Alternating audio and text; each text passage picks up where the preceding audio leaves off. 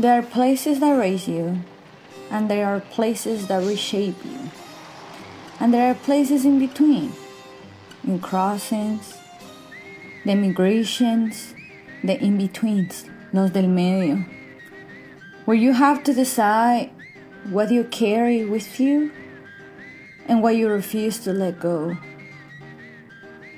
where you have to decide what those in-betweens are and how you carry your territory wherever you go.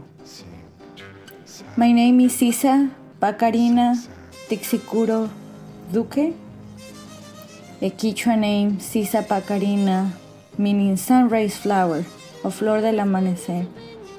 And this is a story about being a Quechua woman across territories and still finding ways to return home. This is a story about memory, about ceremony, and what it means to stay rooted, even when everything around you is shifting. I come from the Andes, especially the northern Andes, in what is now known as Ecuador or Ecuador and the Norte Andino. From mountains, from volcanoes, I come from El Taita Imbabura y La Mamita Cotacachi, the two larger volcanoes surrounding Otavalo.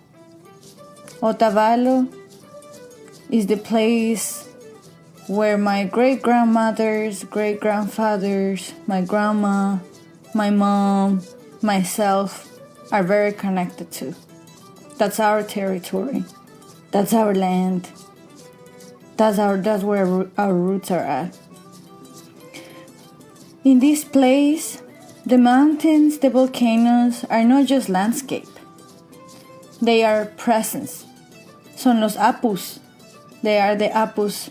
They are the spirits of the grandpas, the spirits of the ancestors who are teachers, who are witness, who are present around us, and who are guiding us in our journeys, who are guiding us in how we make decisions. And growing up, I didn't really think about my mountains, my volcanoes, as something that's special because they were everywhere. I saw them when I woke up early. I saw them when I spoke about them, with them, about them with my parents. They were always around. And that's how I felt their spirit with me in my everyday life. It wasn't until I moved away from them 12 years ago that I started a journey of understanding what it means for me to bring them with me to the new places, to the new territories, to the new communities that I've become part of over these last 12 years. It has been a journey, and it still is a journey of thinking how to carry such amount of sacredness in the way that they show me their lives, in the way that they show me my journey, and at the same time honoring the land, honoring the swamps, honoring the rivers, honoring the ocean, honoring in a way that I was not connected to, but this land has brought me and has been hosting me and honoring me here, Bulbancha. As a Quechua woman, I was taught that life is relational, that life is based on reciprocity. We have the concept of the aini, or the ranti, that is, I'll help you and you help me back. We have the concept of the mingas, or the mincas, how they call it in different places, where when a person in a community is in need of something or is in need of support and help of any kind, everybody from the community is going to help them. And they know that whenever they need it, they are going to come to help you out. You can see that in the way that we build our roads and how we build a house. For instance, my house was built through the Minga, through extended family members, friends, and community that came together to help us do it. And in the same way, we do it whenever we can and support them as well. Everything in the same way we are related to one another as humans, we're also related to the earth. We're also related to the territories. And this is where ceremony and ritual, which is what I want to talk about today, especially, comes into place. Because ceremony is not like a performance, it's not something that we schedule necessarily. It is something that helps us to remember who we are and help us to get together to who we want to be and how we relate to our mother. Not just our human mothers, but also our Mother Earth, our Alpa Mamita, how we call it. Pachamama, the universe as well, how we call it. Because everything is connected. Nothing exists alone. No people, no water, no seeds. Everything is connected. And because of that, everything requires care.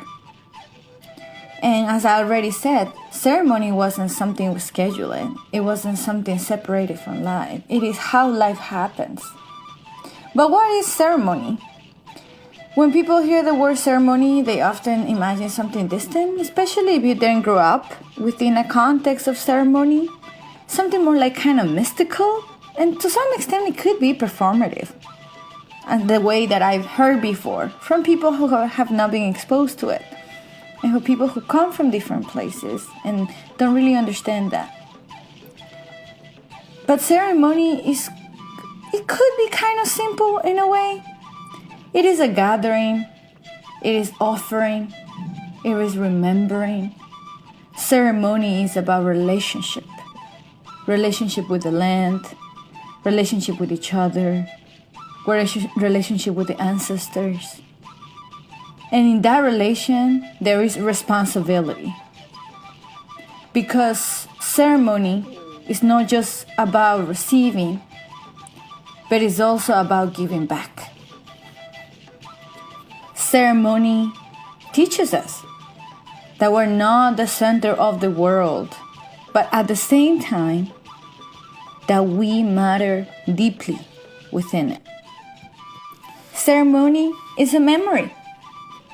Ceremony is waking up for the sun, for the equinox, gathering around the Mushugnina, the new fire that is just happened on March 21st for the equinoxes. It's honoring the solstices, the equinoxes. It's honoring the Inti Raimi, the Pauca Raimi, the Koya Raimi, the Kappa Raimi. There are these time marks within a cycle that help us to understand and walk around how we need to make decisions, how we want to be in relationship to one another. Ceremony is about recognizing and honoring the animals that show us los cuatro mundos, the snake, the condor, the puma, the cougar, the hummingbird, el colibrí, that show us the upward, the downward, the terrenal world, and the world of the ancestors. El mundo de arriba, el mundo de abajo, el mundo terrenal y el mundo del más allá, en donde están los abuelos. So ceremony, what it does, it helps us to remember that. It helps us to bring each other together and have a calling for transformation, a calling for growth, a calling for reflection. And some examples could be of sharing food, as in a pamba mesa kind of style, which a pamba mesa is like a kind of a potluck that we have at home as well, where we all bring food, we share, we sit around food, we talk about the food. If we have already grown out that food, we honor the food that we've grown. Everybody serves every little piece that we mix together.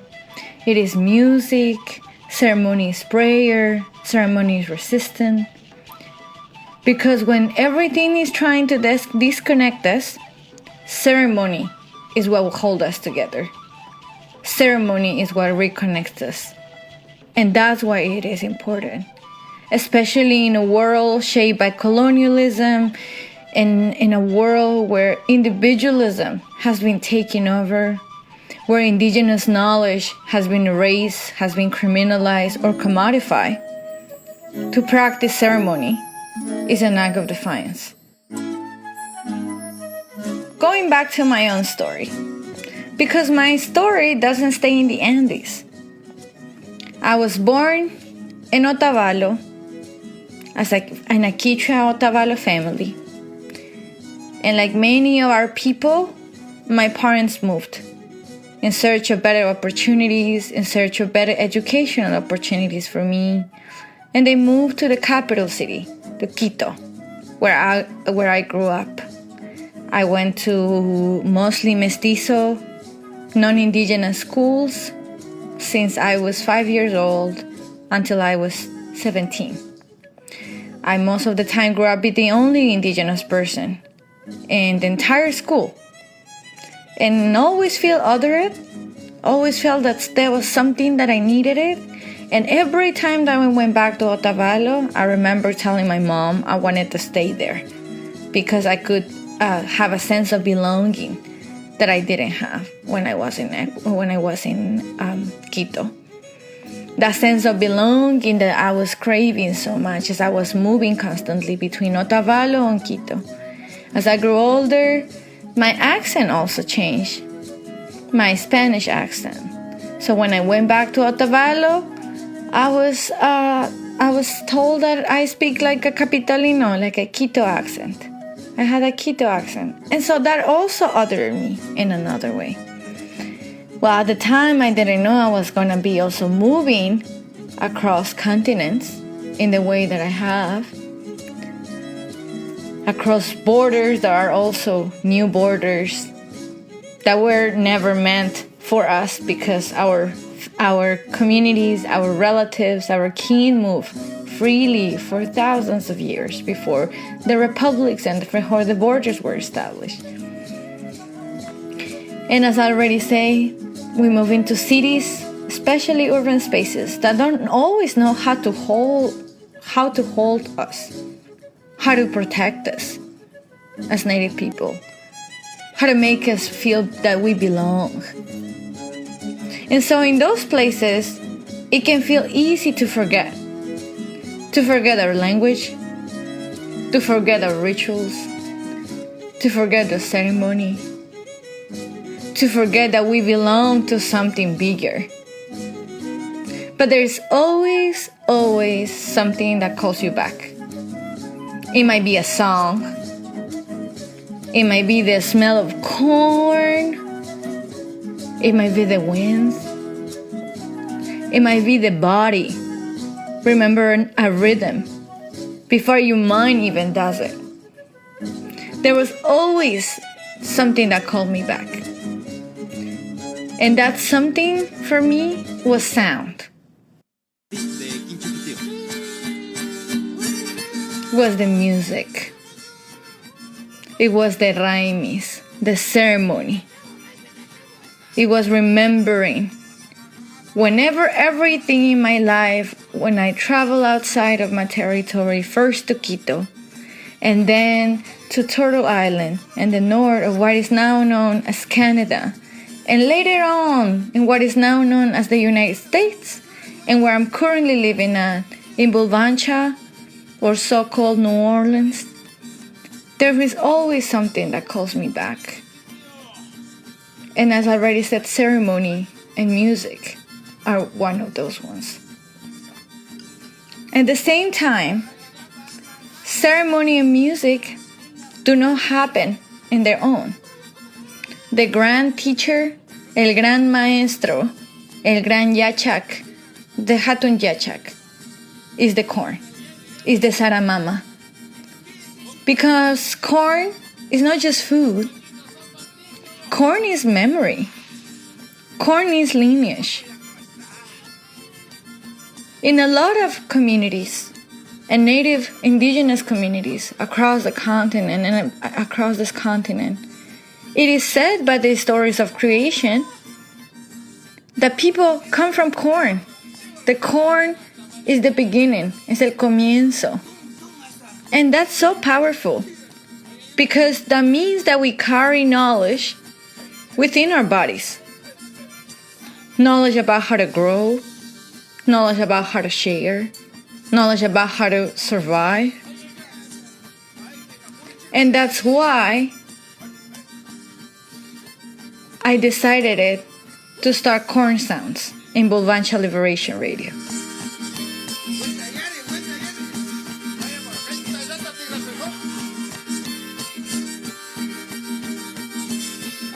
Corn Sounds is a bi-weekly show in which I, as the host and DJ, my DJ name, DJ Taki, takes you on a trip from the Andes to Bvlbancha to Ishimuleo and to other parts of this continent and the native communities and music of this continent. Honoring the corn, honoring the sounds that come from the corn and the people that come from corn. It is a way of also having and hosting ceremony, the radio. Corn Sounds is one of the shows of the Bvlbancha Liberation Radio, a community-led radio, an indigenous community-led radio here in Bvlbancha, which has opened a path to me to understand how radio can also be a part of of creating ceremony. How radio can also form a part of resistance from the erasure of our languages, of our music, of our knowledge by colonialism and colonial policies. The radio space, as I said, is a ceremony. Every story we share, every song we play, every voice that we amplify there is part of building something collective. Because radio travels. Sound crosses borders. It reaches people who might feel alone, who might not know how to make a certain decision. It reminds them that they're not alone. That there are a lot of us who might be thinking the same things, who might be also struggling in similar ways. And I'm so grateful that I've been able to bring ceremony to the radio through Corn Sounds. And as I already said, ceremony can be done in a variety of ways. Ceremony, for instance, can be done around fire. You can honor the fire for ceremony. For example, we are, as I'm recording this, we are just going through the Mushuk Nina, El Fuego Nuevo, which happens for the equinox during the time of the Paucarraimi. Paucarraimi is la época del florecimiento. It's the time of flowering. It's the time of transformation. It's the time of letting go. And so for the Mushuk Nina, Mushuk means new or reborn, and Nina is fire. So this is the Fuego Nuevo, the new fire. And what it does for us in ceremony is that the Mushuk Nina bring at times of transition, moments when the cycle shifts, and we gather to burn what no longer serves us. And it's not just symbolic because we actually build a fire and we bring what we no longer served us, but also you feel that. You feel the weight that you are releasing through the ceremony. You feel the heat of transformation. You see it in space where people are also transforming, where are also healing, where they are also releasing. And there's no rush to fill in that. And there's no rush to become something new just right after that, but just allowing and sitting with it. That's something that we have to learn over and over again. Because the world outside of our communities, outside of our ancestors, of our grandfathers, las abuelas, los abuelos, las abuelas, they don't teach us how to pause. They don't teach us how to sit with it, how to allow to feel the transformation, how to allow to grieve if we need to grieve, to feel the love that we need to feel, the gratefulness that we need to feel, all of that. The current world we're living in that is very based on production, high effective production, capitalist way of seeing our own lives in our own time, doesn't let us pause, doesn't teach us how to rest and how to take the time to sit and just to allow. And that's where ceremonies are important.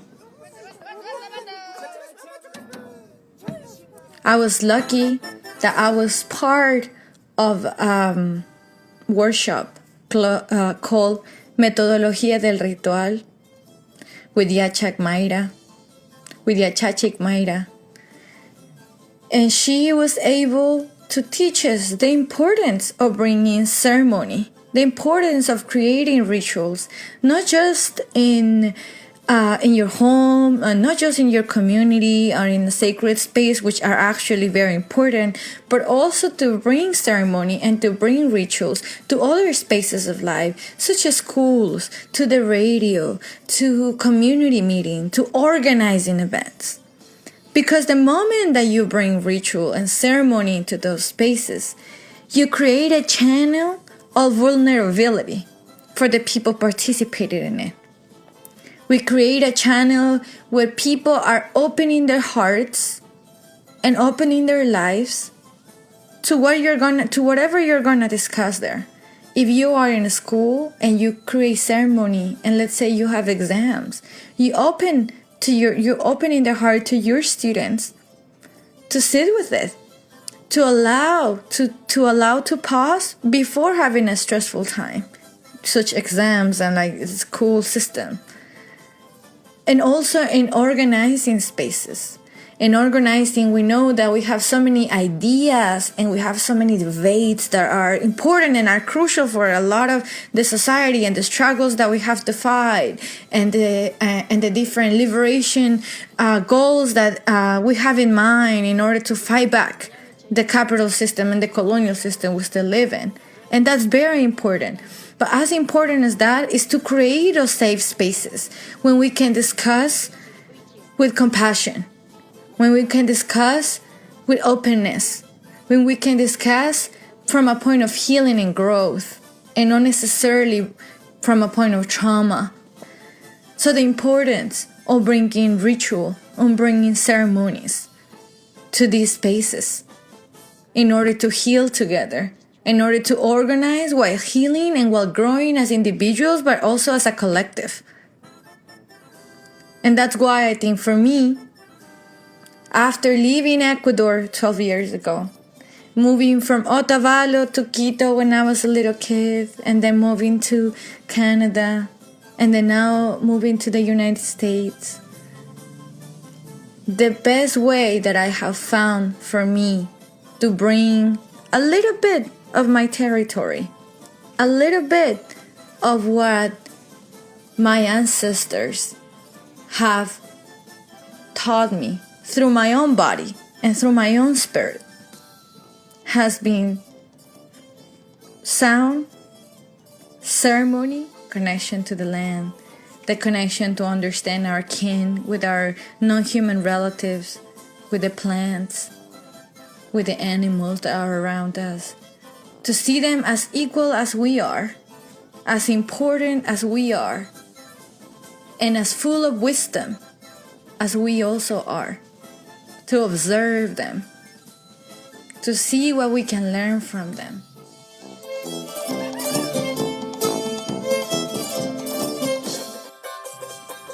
And I want to thank a lot Speakeasy Farm here in Bulbancha for bringing me to a space where I can learn from my relatives, my non-human relatives, who living in a city and working on an office job is really hard to do. Speakeasy Farm is a community garden located here in New Orleans, where a variety of different people and community members gather together to tend the land, to grow from like vegetables, flowers, medicinal plants, to hold space for ceremony, for breath work, to hold space for creating medicines like syrups and tinctures, and for creating space for like community healing.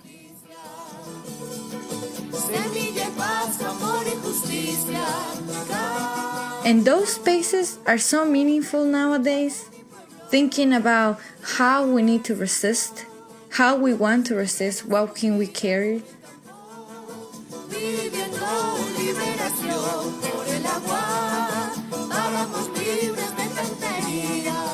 And my journey of traveling far away from my territory has helped me that having a space like Speakeasy Farm and Bulbancha Liberation Radio, I've been able to weave all of these little parts of my territory and my moving from one to the other and all these immigration stories back to things that I love, back to things that bring in the sounds and the music and the dancing and the relationships with my non-human relatives, back to my current home that is Bvlbancha.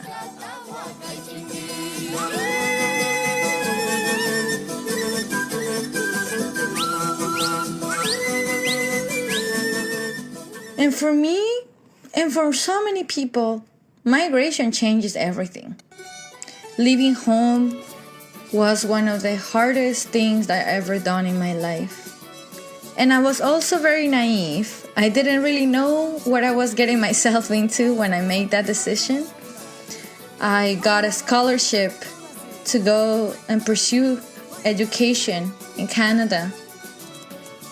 And at the time, I thought I won the lottery because that's what my parents were educating me for. They were always reminding me that education was important for us. I come from a low-income family, indigenous Quechua, that lived in the capital city. My dad is a musician. My mom is an artist. They used to work in the streets selling their art, and my dad sometimes playing gigs here and there. They did a variety of different things for me and my siblings. We're 4. I'm the oldest daughter. And I always remember that education was the way out, as I was told. So many times. My mom would say that she will sacrifice anything for me to continue educating myself. And I was able to make it. I left to go to Canada for the very first time ever gotten in a plane, ever leaving the country, ever living alone, and with no English. And it was hard because immigration changes everything.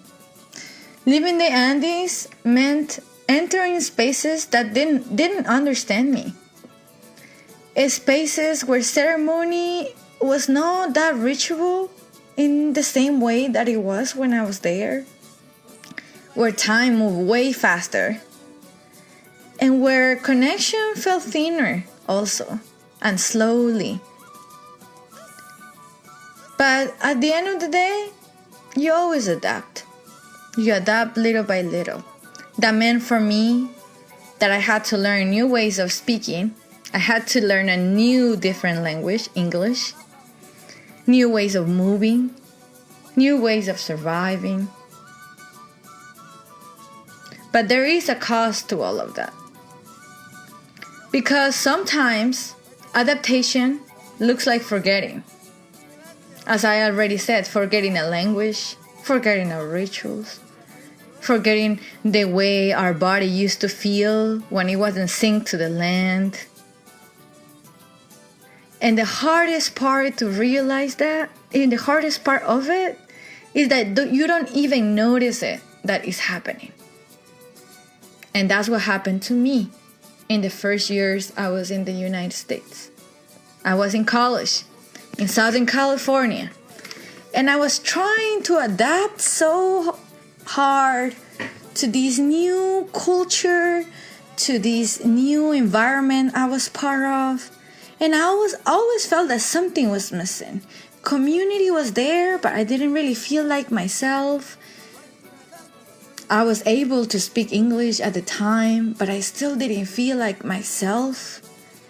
I couldn't have conversations or emotional, deep conversations in English and feel them in my body, feel them in my soul in the same way that I would do it if it wasn't English. So there was something there that was missing. I didn't really wear my regalia for a long time. I always told myself because it was cold, it was hot, and my regalia is made for cold weather because we're from the Andes. And that was true but to a certain extent. But I also think I was just trying to adapt. I was trying to survive in a world that I didn't know, the American college life that I didn't understand. And every time I went back to Ecuador and I went back home, it was very hard to come back to the United States. I would do anything in my power to stay in Ecuador the longest possible time that I could. And my body remembered, because my body has memory. And that memory didn't disappear just by moving from one place to another. My body remembered how it felt to have a certain food. My body remembered the smell of a certain cooking of potatoes or quinoa or corn. My ears remember listening to certain music and how it felt in my body. For instance, huaynos. I grew up with huaynos. Is this type of music from the Andes. It's an indigenous music from the Andes that is mainly played in charangos and bandolinas. And huaynos is the kind of music that we danced like stomping, but little stumps. Little stumps, very rhythmical stumps, 4x4. And I remember being at parties in Otavalo and having this music as one of the main and the centers of the weddings or of all these other types of parties that we'll have. And I remember missing that so much. And sometimes when I was playing some songs in my shuffle list, I would listen to huaynos and I will feel my body wanting to stomp. I will feel my heart beating faster. It was because my body remembered. My body hold on to that memory. Sometimes I'll say through food, sometimes to smell, and sometimes also, and that's what I discovered the most since I moved to Bulbancha, that the body also remembers ceremony.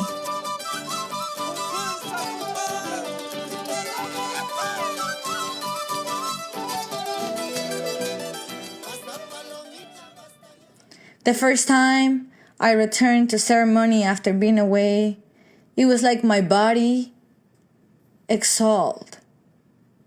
Like my body inside of me, something told me, here is where you belong. Here is what you were been looking for a while. And this happened while I was visiting a friend in Northern California. At the time, I was going through a very difficult time while I was pursuing my master's degree here in Bvlbancha. And I needed to find a way out, an outlet. And I have a friend who lives in Northern California. She invited me to her land over there. I visited and we hosted ceremony. And it was so profound. And I felt a sense of belonging that I haven't felt in so long. That was very transformative for me. After that, I came back and I started to integrate slowly and little by little different parts of ceremony into my life, different parts of that territory of the Andes that was so far away to Bulbancha.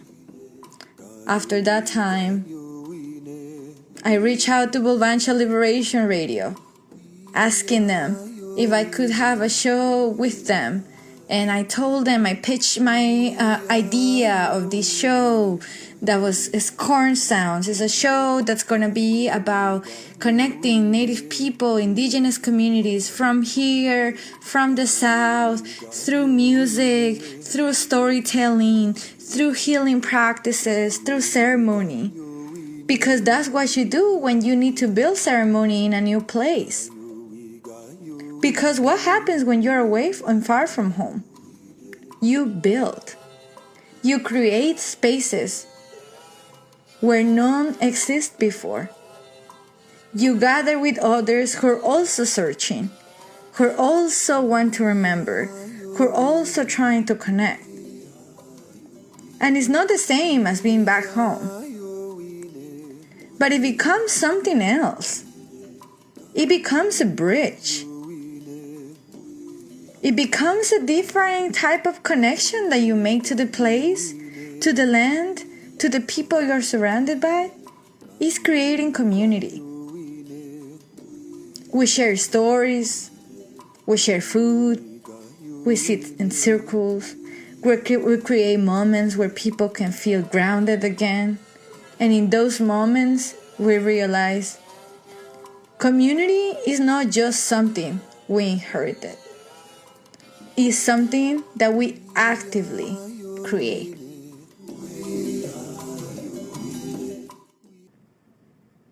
I remember maybe 2 years or 3 years ago that the Bulbancha was being created at the Lafitte Greenway. And I remember having this moment when it was building that I was weaving the palmeros that were going to be in the base of the Nanif. And then I came to some of the working days that were like community working days, the mingas that happened to create it. And it felt so powerful to be in ceremony, in community, working all of us together, creating reciprocity, relating to one another to create this special sacred place here in the city that it was my home. And in one of those community working days, we were able to do this stomping dance from this ceremony and celebration that happens in the solstice of the Northern Andes called Inti Raymi. Inti Raymi is one of the four Raimi Kuna. There's 4 celebrations in the Northern Andes that we have that happen in the equinoxes and the solstices throughout the year that are time marks, as I already mentioned at the beginning of the episode. Inti Raymi is one of them. And Inti Raymi happens in the solstice in June. And the way we celebrate it and we honor it at home is by dancing in circles in a stomping dance that you have to stomp really hard because you're waking up the land. You're waking up the Alpa Mamita to be grateful and to tell her that you're grateful with all the food, that you're grateful from the teachings, that you're grateful for the wisdom that she shared with you through her other kin, through like the animals, through the plants, and that we're here gathering together in a circle for it. And the music that's played with it is music with guitars. We use the pan flutes. We also use harmonicas, melodicas. It's a repetitive dance, very intense stamping. You have to hear the stamping because the stamping of the people in the circle is what makes the drumming for that type of music. And while we were building in one of the working days for the Bvlbancha, we were able to play this music and stamp the base of the Nanif together. I think it was about 40 to 50 people. And it was so powerful, so deep connected to the land from my territory while we were building such a sacred and special place in the heart of Bulbancha, that it just felt like it was a portal that was connecting the Northern Andes and the Bulbancha here, the swamps. It was one of the most memorable moments when I felt that you can create a community and you can create it even if you are not in what's so-called home, because you can create different homes. And in that way, for me, ceremony For me, Inti Raimi, music, the stamping, the collective work became a way of understanding what resistance is. Because in a world shaped by colonialism, individualism, capitalism, this connection is not accidental. It is a strategy. To separate people from the land, from their culture, and from each other, it is on purpose. And it is to make us feel alone. And to make us feel that we need to produce, we need to find that meaningful, productive way to feed into the system. And so when we gather in ceremony, we're doing more than just remembering.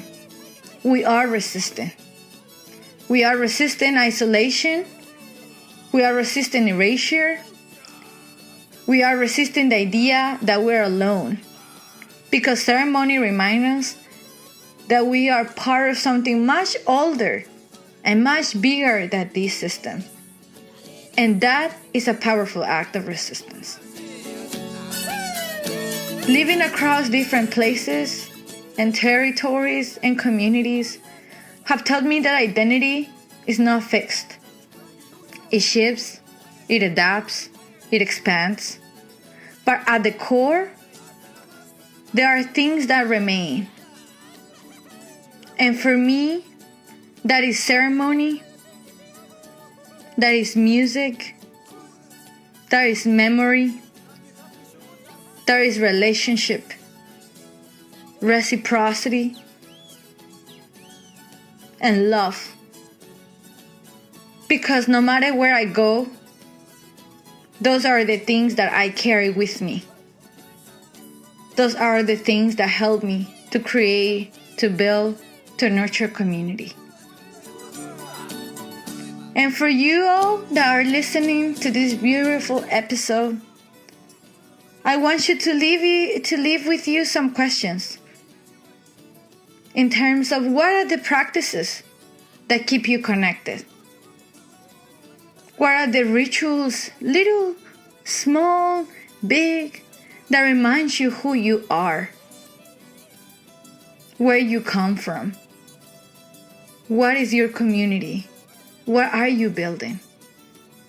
How can we create spaces where these practices are shared, are protected, are sustained? We are living in a time of disconnection, in a time of fear, in a time of uncertainty, in a time of greediness around us. But it's also a time, in my point of view, of remembering. At every time we gather, every time we practice ceremony, we practice connection, we choose connection, and we are keeping each other and something larger than us alive. Because across mountains, across cities, across borders, we carry that fire and that ceremony within us. Thank you so much for listening. This is Sisa, or DJ Taki, if you wanna follow us on social media at Bulbancha Liberation Radio. We are live from Tuesdays, 4 to 8 CST time zone. Thank you so much for listening to this podcast about ceremony, connection, land, and sound.